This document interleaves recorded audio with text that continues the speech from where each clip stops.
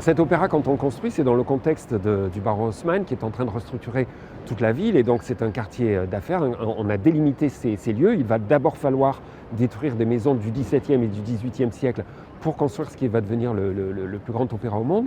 Et puis surtout, la ville est restructurée parce que Napoléon III s'est rendu il y a quelques années à Londres et il a trouvé que la ville était très moderne, et donc il veut prendre cet exemple et il va commissionner le baron Haussmann pour dessiner cette nouvelle ville.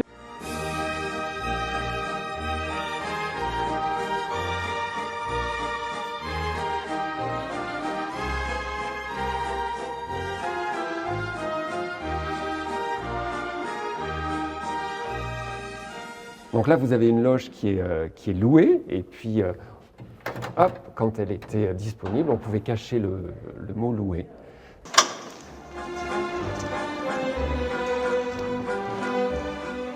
C'est très beau, c'est très cosy d'assister à l'atmosphère d'une loge. Vous voyez la soie avec le motif qui a été repris, exactement le motif que désirait Charles Garnier pour les loges, au niveau du plafond, des murs, et puis regardez les fauteuils, la finition des fauteuils que l'on retrouve bien sûr assortis aux fauteuils d'orchestre. Alors évidemment, dans cette salle, on ne peut pas passer sans parler de la fameuse peinture de Marc Chagall qui est au plafond de la salle depuis 60 ans. Ça fait exactement 60 ans cette année.